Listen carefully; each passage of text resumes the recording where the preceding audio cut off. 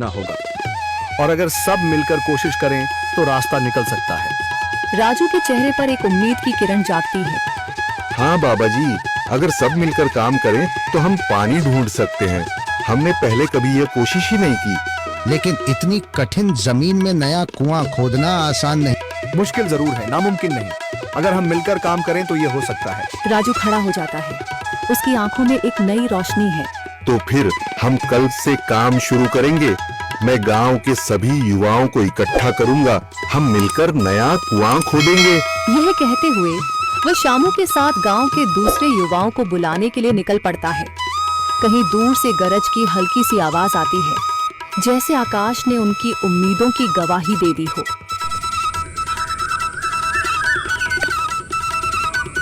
अगली सुबह राजू और शामू गांव के युवाओं को इकट्ठा करने निकल पड़े। चौधरी महेश की हवेली के सामने एक भीड़ जमा है। बाबा जी, संदरी, गांव के कुछ बुजुर्ग और किसान सभी मौजूद हैं। हम हाथ पर हाथ रखकर नहीं बैठ सकते। अगर अल्लाह ने हमें हिम्मत दी है तो हमें खुद पानी के लिए मेहनत करनी होगी। हम एक नया कुआं खोदेंगे। लेकिन राजू, क्या हमें यकीन है कि वहाँ पानी मिलेगा? बेटा, पानी जमीन के अंदर होता है, बस सही जगह खोदने की जरूरत है। हमने अपने बुजुर्गों से सुना था कि पुरानी नहर के पास जमीन नरम थी, शायद वहीं पानी हो। बाबा जी सही कह रहे हैं। अगर तुम सब यह काम करने के लिए तैयार हो तो मैं अपने कुछ मजदूर भेज सकता हूँ। धन्यवाद चौधरी जी, लेकिन हम सब खुद भी मेहनत करेंगे। यह हमारे गांव के अस्तित्व की लड़ाई है। संदरी, जो अब तक चुप थी, आगे बढ़ती है। हम औरतें भी पीछे नहीं रहेंगी। हम पानी लाने की व्यवस्था करेंगी, खाना बनाएंगी, ताकि तुम सब आराम से काम कर सको। यही हिम्मत चाहिए थी संदर। पूरा गांव एक नई उम्मीद के साथ कुआं खोदने की तैयारी में जुट जाता है। दूसरी ओर कुआं खोदने का काम शुरू हो चुका है। राजू, शामू और दूसरे युवा बेलचे चलाने लगते हैं। मिट्टी बाहर निकाली जाने लगती है। तेज गर्मी के बावजूद सब पूरी हिम्मत के साथ जुटे हुए हैं। दोपहर की तेज धूप जमीन आग की तरह तप रही है। गांव के लोग लगातार कुआं खोदने में जुटे हैं। हाथ छिलने लगे हैं, माथे से पसीना बह रहा है, मगर किसी ने हार नहीं मानी। महिलाएं पानी और सत्तू लेकर आती हैं ताकि पुरुषों को कुछ राहत मिले। हमें और गहराई तक जाना होगा। अब तक सिर्फ सूखी मिट्टी और पत्थर ही निकल रहे हैं। राजू, यह बहुत कठिन काम है। अगर हमें पानी न मिला? अल्लाह मेहनत करने वालों को कभी निराश नहीं करता बेटा।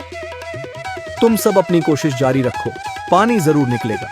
हिम्मत मत हारो। अगर अब रुक गए तो फिर कभी पानी नहीं मिलेगा। सभी फिर से जोश में आकर काम में जुट जाते हैं, मगर सूरज की तपिश बढ़ती जा रही है और कई लोगों की सांसें तेज चलने लगती हैं। तभी एक तरफ से रामलाल और उसके आदमी हंसते हुए आते हैं। अरे भाई, तुम्हें लगता है कि जमीन तुम पर रहम करेगी?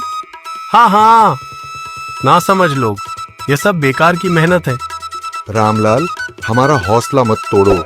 अगर तुम मदद नहीं कर सकते तो कम से कम मजाक भी मत उड़ाओ। मदद? हाँ, मैं अपने कुएं का पानी बेच सकता हूँ, मगर मुफ्त में नहीं दूंगा। राजू सब अनसुना कर फिर काम में लग जाता है। शाम होने लगती है, लेकिन अभी तक पानी का नामो निशान नहीं। कुछ लोग मायूस होकर पीछे हटने लगते हैं। राजू, शायद रामलाल सही कह रहा है, यह सब बेकार है। नहीं शामू, हमें हार नहीं माननी। अगर आज हार गए तो फिर कभी हिम्मत नहीं कर पाएंगे। तभी अचानक फावड़ा किसी कठोर चीज से टकराता है। एक अजीब सी आवाज आती है। राजू चौंक कर देखता है और जल्दी जल्दी मिट्टी हटाने लगता है। अचानक एक ठंडी लहर महसूस होती है। सभी लोग दौड़कर आते हैं। जैसे जैसे मिट्टी हटती है, नीचे से गीली जमीन नजर आने लगती है। सब हैरान रह जाते हैं। सुभान अल्लाह, मैंने कहा था ना, अल्लाह हमारी मेहनत को जाया नहीं करेगा। राजू और बाकी सभी जोर लगाते हैं। कुछ ही पलों बाद अचानक मिट्टी के नीचे से पानी की एक छोटी सी धारा फूट पड़ती है। गांव वाले खुशी से चिल्ला उठते हैं। पानी पानी निकल आया। यह अल्लाह की कुदरत है रामलाल, जिस पर तुम्हें यकीन नहीं था। पूरा गांव आनंद से झूम उठता है। लोग एक दूसरे को बधाइयां देते हैं। औरतें दुआ करने लगती हैं। कुछ दिन बीत चुके हैं। गांव वाले नए कुएं से पानी भर रहे हैं, खेतों को सींच रहे हैं और जिंदगी फिर से पटरी पर लौट रही है। मगर रामलाल अब भी अपनी